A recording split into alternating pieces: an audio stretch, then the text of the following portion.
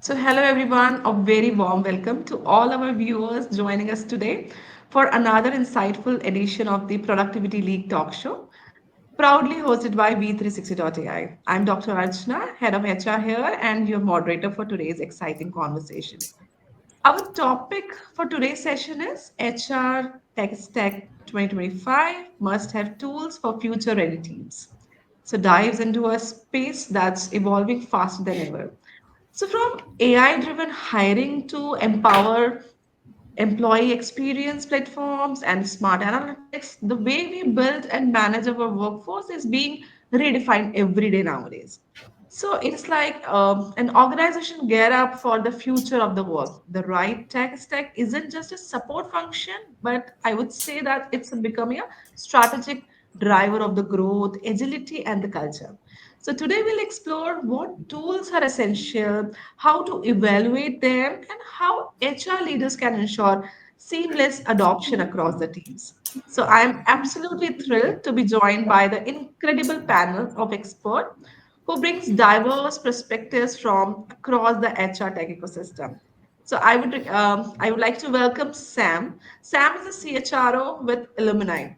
He's a global expert with a sharp eye on the emerging HR technologies. So welcome, Sam. Thanks for joining us today. Thank you, Archana. I would request Sam if you talk about your professional journey so that audience can connect with you in a better way. Sure, absolutely. Good afternoon, everyone. Thank you so much for having this platform where everyone can kind of learn various different techniques and various different tools that we can adopt from. A little bit about myself. I have about 25 years of experience. Primarily into operations in the financial sector. However, I have moved around quite a bit, taken on various different roles. Probably the one that I'm get most excited about talking about is I took a small career break to teach high schoolers for about 4 years before I got back into the HR industry. But currently, I am the CHRO with Illumine Industries, which is an engineering consulting firm based out of Chennai, but providing consulting services across the globe. So we've got a team of about 250 members, for which I lead both the HR team as well as the operations here in Illumine. So it's just a little bit about me. Happy to be a part of this. Looking forward to all the conversations and ample amount of questions and conversations between everyone. Thank you. Thank you so much, Sam.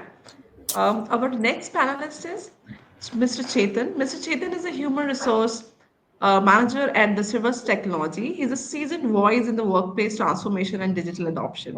So, thank you, Chetan. Thanks for joining us today. I would also request you to please introduce yourself. Thank you, Archana. Good afternoon, everybody. Hi, I hope I'm audible. Right. Okay. So I have about 20 plus years of experience. I was into customer service and operations for about 19 and odd years.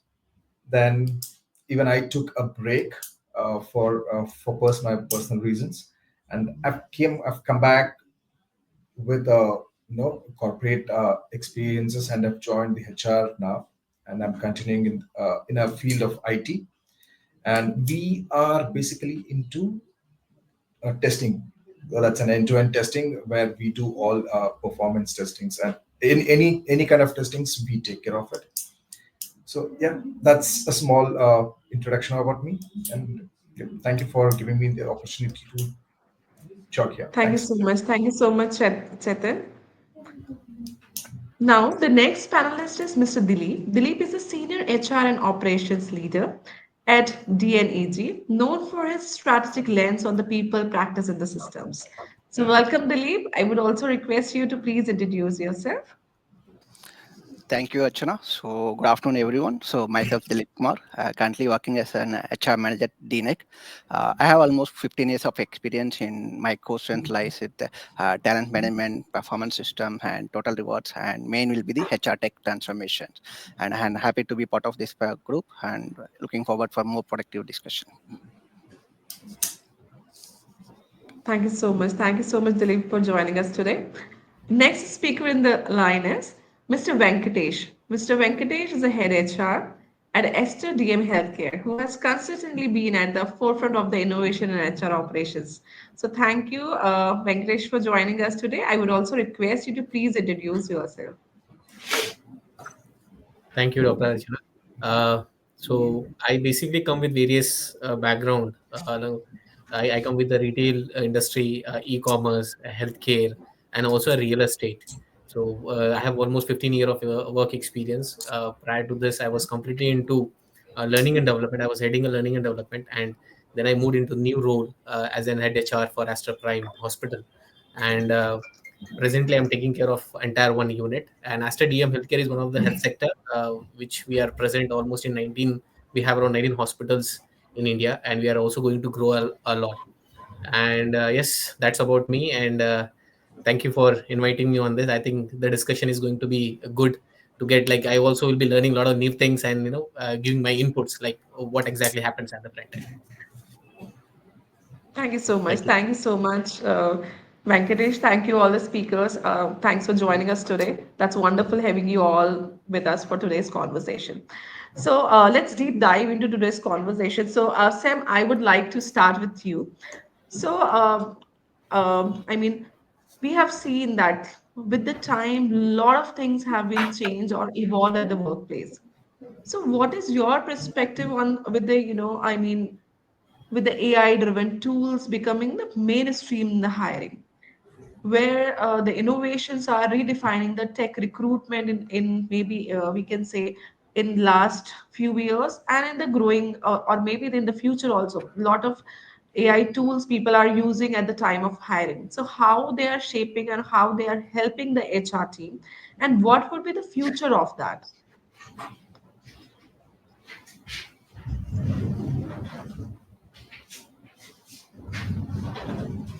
I think you're in mute. Sorry. Thank you so much, Archana. Yeah. Just Venkatesh. Um, let me just quickly rephrase that question. You're asking if, in case with AI now becoming very, very inherent in nature, how is it impacting the recruiting practices for all Correct. industries across, right? Um, so, primary job of recruitment is to identify talent, right? When you identify talent, there are various different stages that you need to look at, which is one, you need to have a clear job description that's available where it is identified. When you have that job description, I think almost 50% of your battle is finished, where once that job description has been drafted out very, very meticulously to suit the role, and for you to be able to have someone that fits into that role that has all of the skill sets, uh, yeah, half the battle is over there. Nowadays, let me even take the simplest of AI tools, right? Chat GPT. I think each one of us will agree ChatGPT is out there. Everyone is using it, to simple things like going and writing job descriptions that are available, right? Uh, I think ChatGPT gives in-depth kind of an understanding, even some of the things that we might be missing out as leaders. It is able to evaluate across its, a massive amount of knowledge bank that it holds, and across the industries, it pulls out various different points. Uh, you know, Prompt designers, who are able to really carefully script out that prompt for that job description when it comes out. Very, very useful, right? That is one small example of how job descriptions are created that supports the recruitment. Another one, whenever we think of recruitment, immediately our mind goes into thinking about external recruitments. Far too often, I think we forget about the fact that recruitment is also internally, right? Internally identifying the talent through succession development, very, very, very necessary. And right now in the market, I think it's probably even more important than looking at external talent, which is that developing your own in-house talent who understands the culture, who is able to. Now, where does AI come in into that? Can you imagine having AI tools that integrate with your learning platforms, right? L&D. Venkatesh mentioned he was from the L&D. Used to head the L&D department.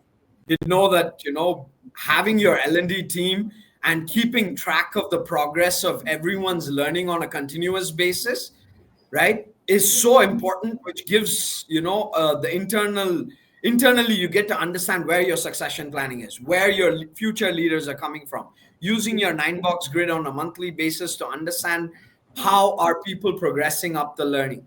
Now imagine where you have an AI tool that integrates with your internal learning trackers, and your performance trackers, right? Which will highlight who is ready for the new role whenever a role comes up. These are maybe two very quick, small examples of where AI tools can impact your external and your internal recruitment factors. Yeah, absolutely. So, Sam, what I have observed that sometimes, obviously, in these AI tools, as you suggested in the Chat GPT, also we have to give, train the model. We have to give the proper prompt. If we are not giving the proper information, then obviously the outcome is not as, I mean, whatever outcome we were expecting, that must not be there.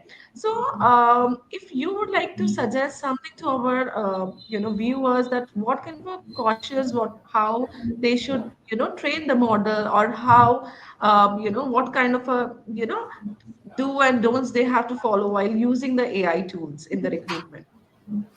Sure, absolutely. I think when you're looking at creating prompts for any of the AI tools that are available, your primary goal is clarity, right? I think if you have that clarity where you're able to really script out a prompt that provides complete clarity to the AI tool for what we want, you won the battle there. But when it comes to clarity, you have to dissect it. All right, you need to. I've gone through several sessions where even me trying to get in. I think my son probably teaches me much better than I can do it on Chat GPT, where he says, no, you need to give a timeline. No, you need to give a breadth of what information do you want. No, you need to be able to specify the specifics of job positions that you're looking for. You need to include which all industries you want to be able to cover. If you just say provide a job description for a program manager, that specificity is not there, right? And that just tends to become way too vague, where it will give you, but that's not the use. And far too many times people just copy paste that and put it. And when someone who has an eye for detail is reviewing that, they get caught there. But yeah, I think, you know, clarity from a perspective of who, what, when, where, how. You just list these questions down before you make that prompt, and be able to give that prompt when you finish it becomes so useful. And you'll see that the quality of the responses that you get back are far more useful than just providing a very vague answer. Just to add on, Dr. Archana here, what Sam is saying is absolutely right. When you generally ask for Chat GPT, what you ask, they will give you, that's it. They will not give you beyond that. But as Sam said, you just have to put the right form, you will get the right outcome. So just giving an examples on this, I was just making a job description for my hospital's employees. And when I just gave them the nursing, just make a job description for nursing team, it just give me a general part. And when I specified which department, then they give me the correct one. And I also with the department HOD whether these are the job the person does it. They said, sir, yes, 100% what you have shown me, these are exactly what we do. So rightly, the right prompt is more important when you are looking for the right outcome to in a Chat GPT.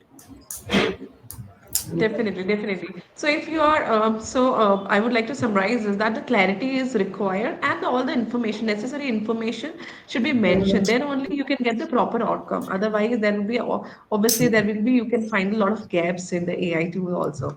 So that's a very, very valid point.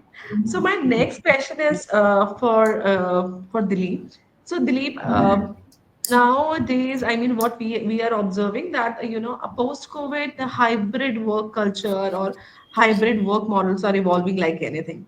So, which HR tool you would like to suggest, where if the people are working from the different locations, then their engagement and connection should be intact with the time. So, if you can talk about more AI tools about the engagement and connections, that can be helpful for us. Sure. So, in my experience, the most impactful HR tech tools in today's hybrid environment are those that enable the real-time communications, feedbacks, and personalization. Okay, the tools that support the pulse surveys, employee sentiment analysis, virtual onboarding journeys, and recognition systems that have been significantly bridged the gap between the in current scenarios the remote and the people who are working from office. Okay, they create the sense of connectedness by ensuring the employees feel like they have been heard by the human beings and then valued regardless of the irrespective of the location wherever they work from. Okay, and the platform that offer automated check-ins, for example, and one-click recognition, like uh, you would have earlier we used to have in a floor like where manager comes and he recognize like in your tip, I you did a good job like that. Okay, since we are like we are in a hybrid environment, that immediate recognition is which can be happened through the tools like this. Okay, and collaboration dashboard, and this will help the HR and then the managers to maintain the visibility into the employee and well-being and then the performance. And what truly makes a difference is that when these tools are integrated with the analytics. The reason why I'm saying analytics, like you can understand like what how much it has been reached to the employee and how they are adapted to the system which we are using, and whether the tools which you implemented is really working out or not. So this will help to the understand the HR and the managers to to betterment their products. Correct. That's a need of an hour because if they are, working from the different location, then engagement is must needed thing. Yeah. So my next question is for Chetan. So Chetan, if you can, I mean, there is one problem, or I can say the challenge the people are facing nowadays, that in the HR stack, different AI tools we are using. Maybe in the HR, maybe you're using for hiring and recruitment, selection, the different kind of AI tools in the performance management, different type of HR tools. So they're very fragmented. So how, what kind of if you can suggest some kind of how to build a very clean, integrated HR ecosystem so that everything is so handy. People should not get confused and utilize the tools in the optimum level. Right. Okay. To start with your question, as per a survey, now it's more than 50% of HR now are started using the AI. So when we say that the future is going to be AI, yeah. So AI driven. So there are a lot of things attached to it. So to analyze what kind of tool we need. So the first thing is what is the requirement of your firm or on an organization. So what are you into and what are the things you are looking at? So the general things will always be the timeline. So the punching, then you have performances. You have a lot of things, a lot of aspects to consider to use what kind of tool you need. And there are a lot of tools in the market and you have a lot of options, so you just have to search for the right one, yeah, and which aligns with your working environment also, and helps reduce your time frame, and the data analysis, all these things has to get online. So to do that, so first thing you need to have the points mentioned what exactly you need for your firm. So you make a note of those things and research in the market. There are a lot of AI tools and definitely helps you with the ongoing process also. So I would say you just have to keep yourself open to all the AI tools, and you have to have that hands-on experience also. So yeah, considering AI tools, we have to suggest a lot of. There are a lot of tools, and it is your company's management and what are the things you have to have. You need to have that. So those are, it depends on company to company, and we have a lot of other fields here. So it depends on what kind of tools you need for your firm. Definitely, definitely. So, Venkatesh, the similar, aligned to that particular question, I am taking one more question. I'm putting, one more question in front of you. So, Venkatesh, sometime with the different departments, a lot of things comes up related to AI tools. Everybody is excited. They feel excited because a lot of tools are there in the market. But as a HR, we have to decide that which tool is very important and which tool is actually priority for your team. That this is the must-have tool and we have to use that tool, right? So as a HR, how you take that kind of a decision? So, doctor, sorry, I in the hospital we generally call everyone doctor. So, Arjun, is that okay for you if I call you doctor? Okay, thank you, That's thank you, fine. Arjun. Yeah, thank you.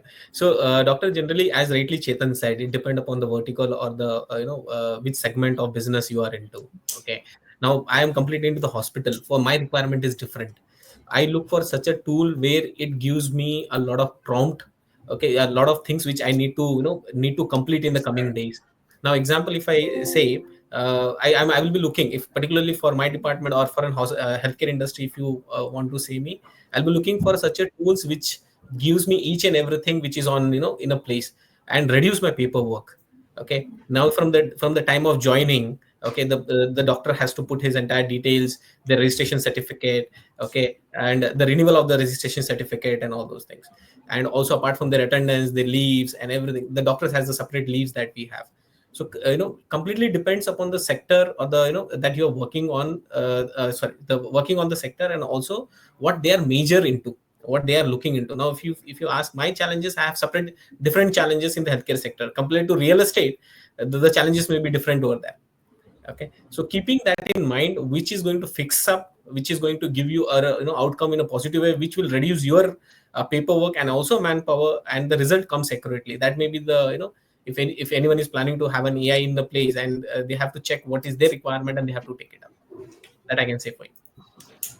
Yeah, definitely. I mean, we have to, as a HR, you have to check that what kind of outcome this Correct. particular tool is going to bring. So yeah, definitely. If that's fine, then obviously we can go ahead with that. Yeah, Yep. definitely. So Sam, very interesting question is coming up for you.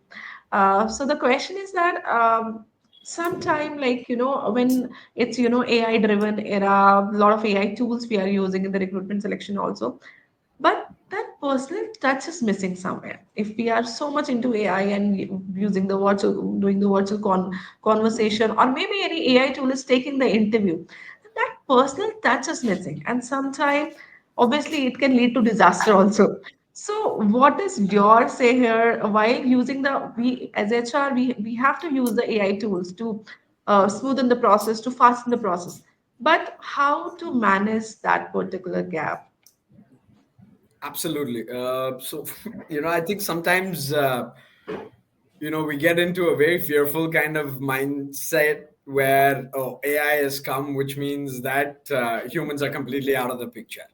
We need to debunk that kind of mindset. First, understand it's always humans in the loops kind of a system, right?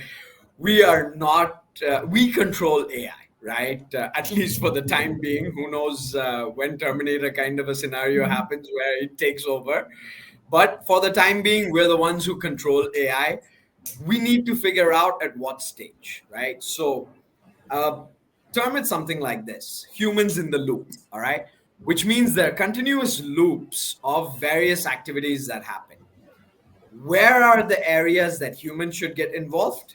Again, like all my colleagues mentioned, you each and every single department, each and every single organization, each and every single role, you have to identify where the human interaction is needed. Right? There are some very typical common kind of areas like during offers. Probably having an AI kind of just shoot out an offer doesn't have that personal touch.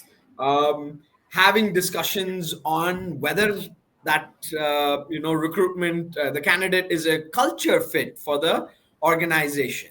These are, this is another area where you probably might not want to depend on a computer.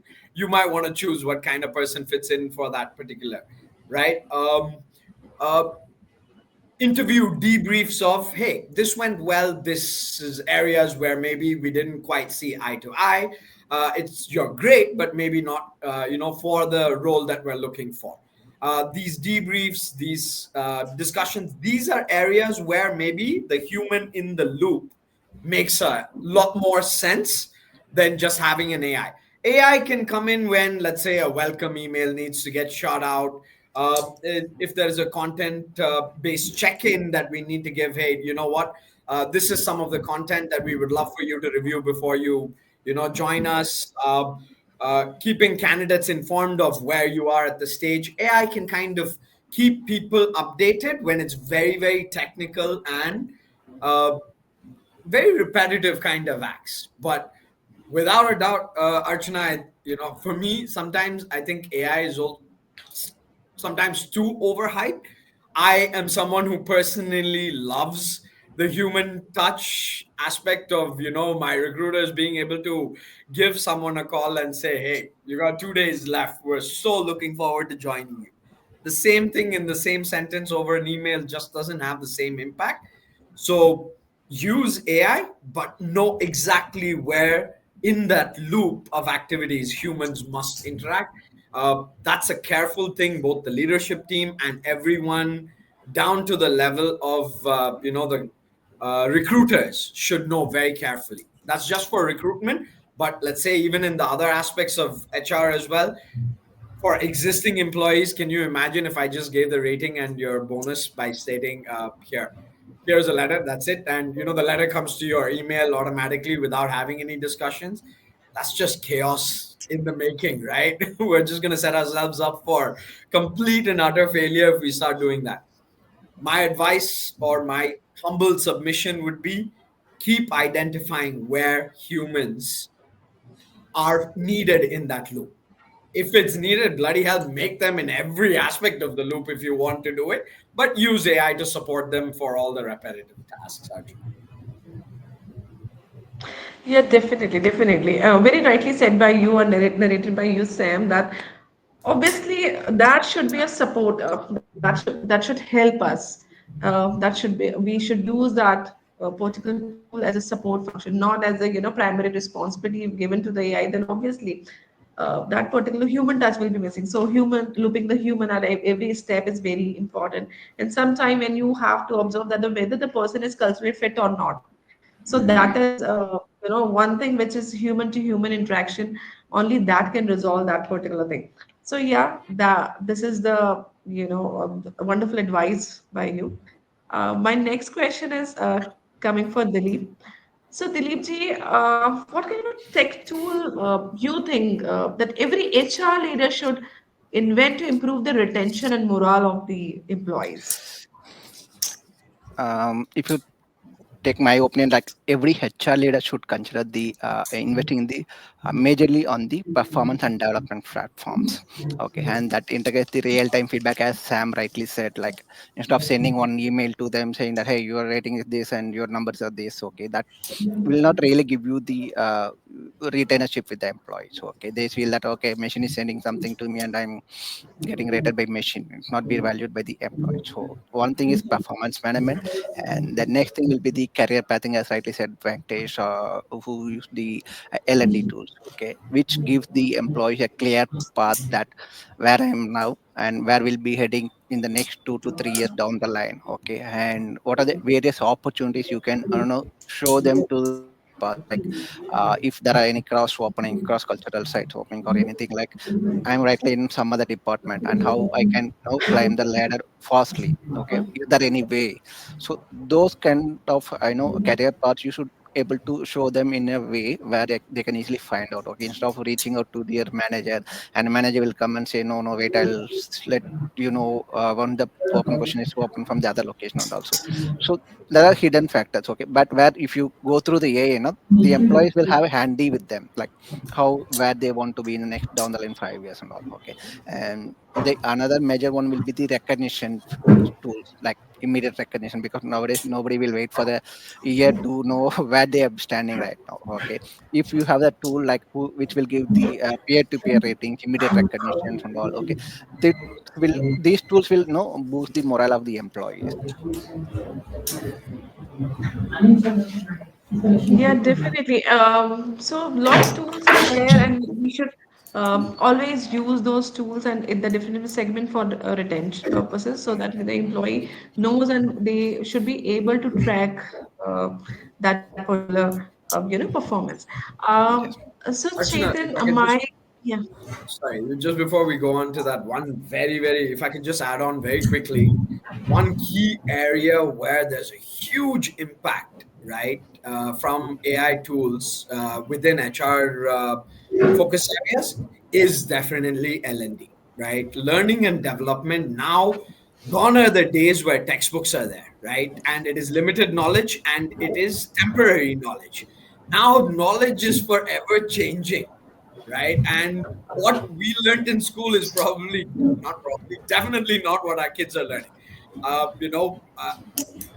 There the knowledge is constantly changing, for which tools like Open AI and all, just going into it to be able to give a lesson plan. If you just type out, give me a lesson plan for a particular topic, right? My wife is a school teacher, and I love watching her create lesson plans from using AI for teaching kindergarten students, right? And it's brilliant when you give that kind of a level.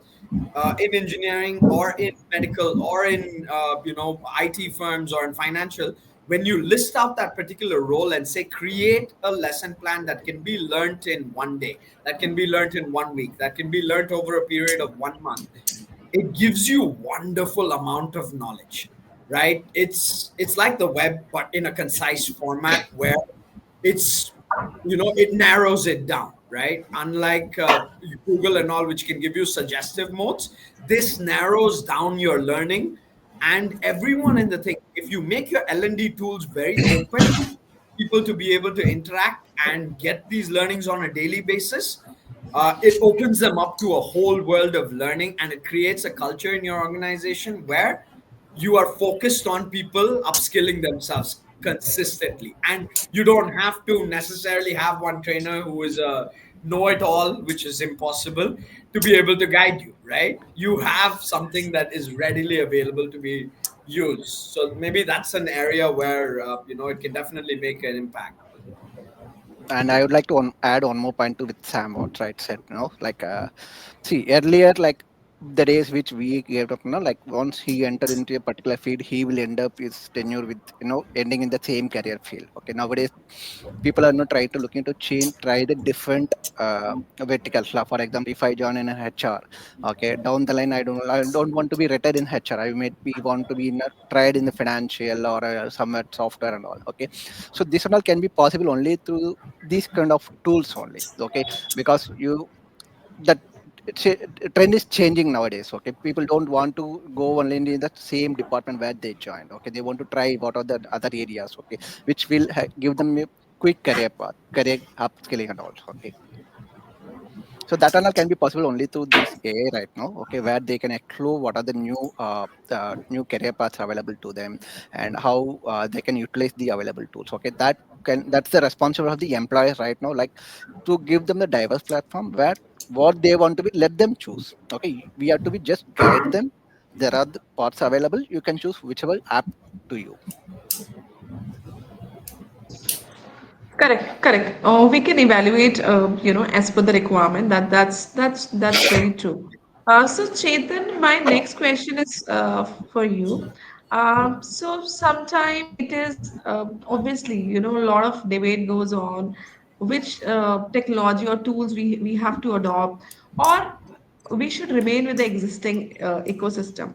So, what would be your suggestion that as a HR, sometimes we have to take decision, we have to decide that we should go with the new technology or that we should adopt a new tool, or whether the existing one is fine. So, how you evaluate that? Okay, then I think as far as I'm concerned, there are two things. Okay, few firms are, it depends on the number of people also working in the one firm. It's a small, if it's a small organization, then the thought process would be, the present existing technology or what they are using should be fine and it's working fine for them, so they're going to continue with that. So as far as I am concerned, the number of employees make a difference. Okay, so if it is less than 30 or 50, there are a lot of tools which can be fit into that. So if it comes to a larger one, then the requirement would be a bigger one. Okay, so yes, if you ask me, the upgradation should always be there. As everybody were talking about learning L&D, so even this becomes a process for us. So even if you are doing the same thing and you're not into the market and you're not able to upgrade yourself, then it becomes a problem for you in the future. So always upgrade yourself and always upgrade your technologies also, and it makes your life easier, and it also goes, the process will also be smoother. That's what I feel. Yeah. Correct, correct. Obviously, Venkatesh, what do you think that if we have to take a decision, we have to decide that what are the business goals and what kind of a HR tech is required to align with those business goals? So, if you can highlight those requirements and how to do that alignment, what kind of a research is needed, that will definitely help our audience. Okay, doctor, in that case, again, coming back to the vertical that you are working into, specifically look for a result outcome that you are, which is bothering you right away. Okay, so which is making a lot of problems for you, which is on a day to day, the things are coming up and which you are not able to handle it, or it's creating a challenge for you to, streamline those parts. So those kind of problems should be seen in a tech, and and when you are having any kind of, HR tech, or you want to onboard it or you want to take it for your vertical, so you should see whether the things are getting connected, whether the outcomes are coming it properly. Okay, so sometimes you have a tech in a place and you have given the right command for it, but the outcome is not coming in the right way. Maybe there is something missing in between. Okay, so dot to dot need to be seen, and the research is actually required, doing a research of around 100 employees, whether the outcome is coming in a proper way or not, whether this is going to help me, in a long term. Nowadays, the AI that we are looking for, to make sure that our work burden become less and we focus on something new. Okay, for it may be for an employee, or it can be employee engagement, or something new ideas that I can get into place, or to reduce my cost in that sense. So before getting any tech on a place, make sure that you see dot to dot whether each and every things are getting placed, and your outcome is coming in a proper way. So that is the one thing that I say for the people who want to take it up. Yeah, definitely. And one more thing, I would like everybody to contribute here. So, if we want to implement any new technology, so what kind of a challenges comes up and how to address those challenges? So, if you ever faced, any kind of challenge while implementing the new technologies and the processes, then Venkatesh, that would be helpful to our audience to understand what kind of challenges usually come and how to address them. Even I would request, I hope everybody must have faced those challenges. So if everybody can contribute, that would be wonderful. So going with me, there are the basic challenges which we face on a employee front. Okay, the people that we deal with. Okay, sometimes we are asking them for certain data need to be uploaded into the system, but they end up uploading something else, and they don't understand what exactly we are asking for. That is one of the challenges, because what you give for a system, the system generally give the outcome of the same. The system will not give you something different. Okay, the input is wrong, then the output also will come wrong. That is one of the major challenges that we have seen. And apart from that, certain time the tech issues generally come up where we want a result need to be resolved. Okay, any of the challenge need to be resolved at, on the spot, but it generally take times, and the times may be around 1 week or 1 month we generally come across. I think these are the two major challenges that I have seen when you are onboarding any kind of tech for an HR port. Yes, Sam, if you would like to add anything here. Sure. Yeah, I mean, you've got whenever any kind of, right? Introducing any tech is just one example of change management that happens in an organization, right? For any change management, the whole, one of the biggest challenges is, why is it happening, right? Are we doing it just because we're bored? We need to create work for ourselves and make sure that we have a job so that we're doing something just as a constant change. Why is the tool being brought in? What efficiencies is it going to bring about? What kind of impact is it, positive impact is it going to have? Right? When the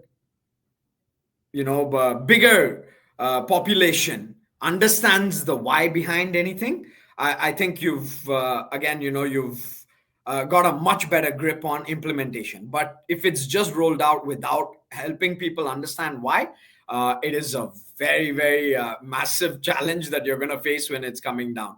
Apart from the why, if you're not taking feedback loops, right? You implement something, but you're not constantly going back to people who are the relevant stakeholders to take the feedback of how the implementation is happening, how the tool is reacting, how people are reacting to the tool.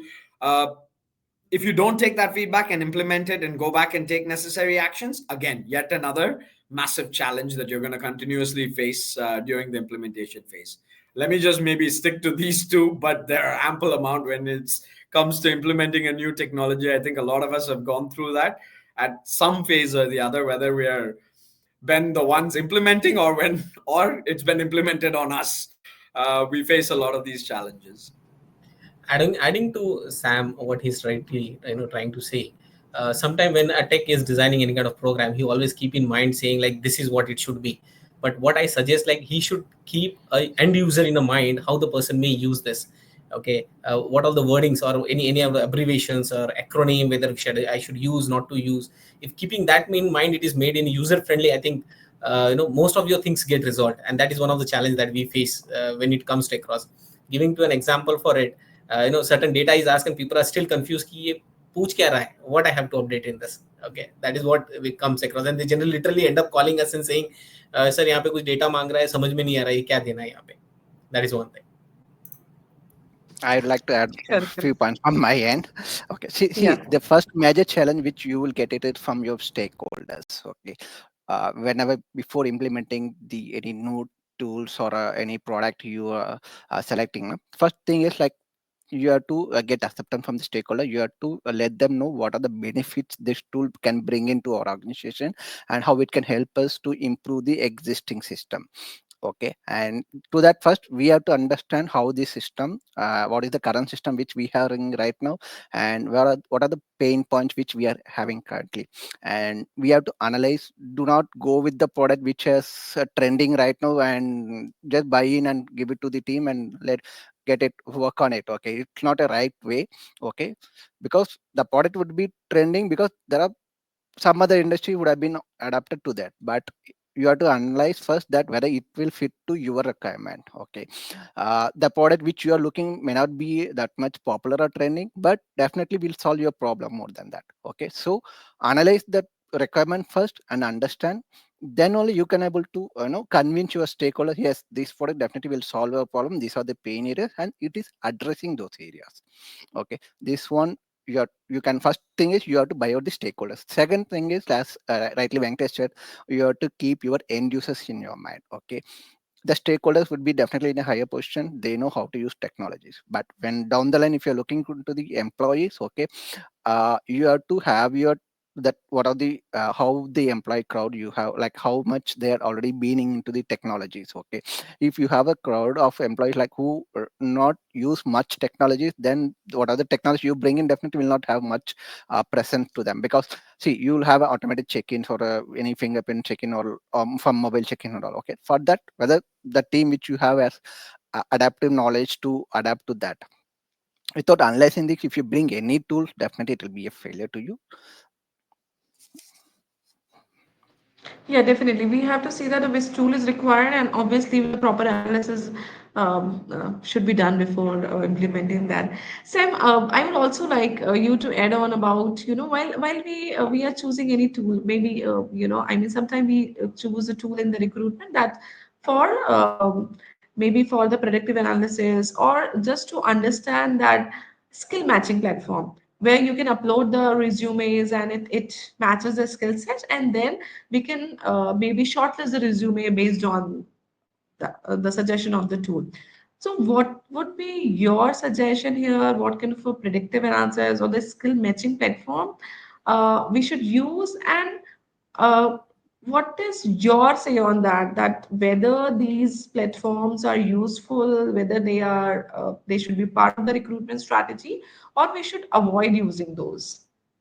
Uh, no, Archana, I think predictive analysis is the name of the game. All right. It is the name of the game for any organization, for anyone, whether you're a startup or a large, giant or conglomerate, whatever you are. Predictive analysis is where it's at, right? Whoever is able to find out well in advance, they have a much better advantage. Predictive analysis, let's come to from an HR standpoint, right? Keeping the audience in mind, predictive analysis in form of HR. What are the things that you're looking at? Demand pipeline is something that's very, very necessary when you're looking at HR team. If you do not clearly identify where the recruitment slumps are, when the demand is there for your resources to be identified and be brought in, you're not going to be able to maximize your efficiency or costs for that matter, right? Predictive analysis can be very, very useful in understanding demand pipelines. Now, when you have in a small organization where maybe there's 3 departments, probably a lot easier for you to be able to understand, okay, this much work coming in. But when you're probably getting into varied set of skill sets, varied set of departments that are there, for everyone to be able to understand the exact form of when the resource requirements are there, when the demand of the work is coming in, how you're going to look at your profit and loss basis, your amount of work that's going to, you need a tool, an analytics tool that will be able to bring all of this together and throw out when your requirements are there. That's one classic example. And maybe another classic example is your retention priorities, right? A lot of my colleagues will know things called your EWS, which is your early warning systems that is available. For you to be able to have a predictive analysis, looking at people's ratings, looking at supervisors' ratings of employees, looking at skills that they have been able to develop, looking at the L&D learning and seeing how much they're able to, looking at your attendance, trend and analysis, looking at your leave analysis. A predictive analysis tool will be able to bring all of that together to be able to suggest to us, what is the early warning signal? Are they at a red, amber, or a green for this month? Are they at a red, amber, green for the future time to come? Do we need to take necessary action? And then bring in the human loop when it comes to predictive analysis, Archana, is very, very key. If, those who are listening, my humble submission to you would be, do a lot more understanding and research on predictive analysis, because that will put your knowledge and your skills a step above others when it comes to you being able to solve predictive analysis using the right kind of tools. Definitely. Thank you so much for your input, Sam. Here, I would like to conclude the session with a very interesting question, which is for everybody. It's not a question; it would be your submission or kind of a success story. I would request if you can share where you have used some HR tech, or any AI tool, and that really helped you to improve the employee experience within the organization. So that would be very interesting part where listeners will be able to understand that what kind of a HR help actually in the real time they are helping you and actually making difference in your organizations. So we can randomly start with any one of you. So Venkatesh, if you can start here. Yeah. So we used one of the AI tools, which was called employee well-being, to understand how the employee, when they come down for a work. So as soon as the employee comes down and he logins into his portal of HRM, is to understand to to see his pay slips or his leaves or something like that. We started a prompt saying like how you're feeling for a day, and the person generally rate himself whether it's feeling good, bad, or sad. And we got to know through that many people liked it, because there is someone who is asking them. The end of the day, when they come down to an office, there are people who generally ask them whether you have done work or not. Have you submitted the report? Today we have meetings and all this. There is no one to ask them like how is the day for a day, how you are feeling for a day. So we started this, and it's actually give us saying like, people literally felt good. They say like the system is asking, and as soon as they if they say happy, and the system give a prompt like have a great day, enjoy and all those things. And when it says like if someone press on saying sad, they immediately we get in. Okay, as an HR we get in and we ask them like, hey, what happened? Is everything fine? How's your family? Okay, hope you have any challenges. Sometimes the days are not that great, so they say like, I have some problem in the family. I fought with my wife, or for our parents, or I had a fight with the girlfriend, or XYZ. And we tell them, and don't worry ma'am, everything will be fine, let's go for a cup of tea. We make them feel good. So actually they started liking it. Okay, and this is one of the tools that people feel like, when we come to office, people are there to see, and people are watching us, and there is someone who is asking us how you're feeling for a day. I think this is one of the great tools that we have.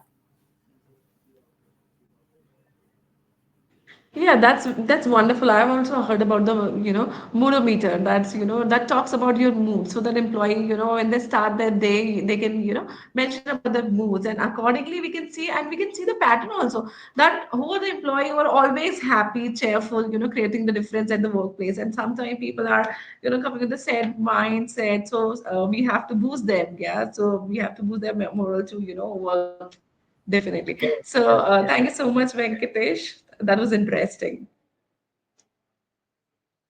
I would request a next speaker to please add on.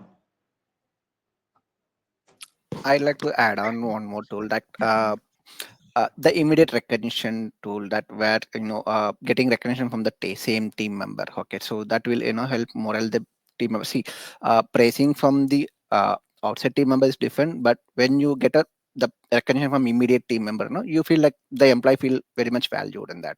Okay, because the person who recognize him from outside is different, and within that team is different. Okay, they feel like, hey, so see, I got a pattern back from my colleague, okay, who appraised like what I did for him. So this will help them know the team morale also will increase more on that. Yeah, that's true. Chetan, would you like to add here? See, apart from all these, we have employees who need a support in their communications also. There are few employees where you have no, the communication is low, and the understanding of the communication, all these things helps when you use all these tools and help them to understand and use these tools to understand, and it will help them to grow and also communicate well. The communication process, I think this would also help us out.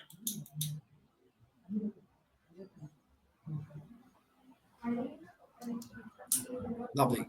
Maybe let me just quickly add one tool and one experience very briefly, which is got a lot to do with what one of the questions that had come up from Anupriya was about how to make people want to learn. Right. This was a personal experience of mine. Gamification was. Gamification of the learning tool was very, it was a huge hit, right? Gamification from a perspective of creating leadership boards, getting the tool to be able to spit out various different learning courses and then have a competition within internally to show which are the processes, which are the employees who are really getting to that level. Having AI driven content passed on to them, and then them being able to overcome that and showing it in a leadership perspective made a huge difference for us. That was I loved it. And then we had AI tools that actually nowadays you can convert yourself into a cartoon character so easily. So I'm learning from my children that we are doing that in the office now. We're converting them and we're putting them up on the we're putting samples of what they're saying, interviews that they're doing, different actions, different quirkiness things that they're known for. employees and how they're known for it, we're getting that put up onto the board in the form of cartoon things which is created by AI. Right? Small little things that really make an impact for people who are probably spending more time in office than they are at home. So adding to Sham's point here, I think Sam, one thing I just want to add on, as we people come from, for during our time the gaming was Super Mario, okay, and now the people have this PUBG. So as per the age wise, we have to plan the learning portal for them. Means as per the age, which age category of they fall in and what they learn in this during the child, when they were child. I think that will keep on adding them. They will feel like, "Arey, I am back to my Super Mario. Let me learn in this way only, and it will be helpful." Venkatesh, start trying to learn how to do K-pop. That's where it starts to go out of control. Yeah. Yeah, actually, the gamification is one of the tools which is actually adding a lot of value at the work. And sometimes when you align the scores also with that, the task they complete and they get the scores also, that's actually very competitive and people enjoy doing that. Yeah, so Venkatesh, coming to you, I mean, yeah, we have to see that which generation they are and what are the anime or what are the things which uh, they are they used to love during their childhood. Then obviously that can attract them and connect them in a better way. Correct. So wonderful. That's wonderful. So, what an engaging session. I would say that, very thought-provoking conversation. A huge thanks to all the esteemed speakers. You all were amazing. Chetan, Dilip, Sam, Venkatesh, thank you so much for sharing the practical, strategic, and forward-looking insights today. So, from redefining how we select HR tools to ensuring the employees' centricity, data driven decision making, scalability, it's clear that the building of future ready HR tech stack isn't just about the technology, but about aligning the tool with the purpose also. Because each one of you stressed upon the tools which are actually outcome driven. So, as we move into the 2025, organization that invest thoughtfully in the right tech and more importantly, the right mindset to use that tech. So, which will lead the change in the building agile, empowered, and the high performing teams. So, thank you so much, audience, for joining us today. And thanks to all the speakers, Chetan, Dilip, Sam, and Venkatesh, for joining us today. Thank you. Thank you Thank so you much, for Rachana. Thank you, Thank everyone. you. Yeah. Thank you, All the everyone. Thanks best. for joining. So, on behalf of V360.ai, thanks to all our viewers for joining us today. Keep the conversation going, stay curious, and as always, stay productive. See you in the next time on the Productivity League Talk Show. Bye bye. Take care, Thank you. everyone. Bye. Bye bye.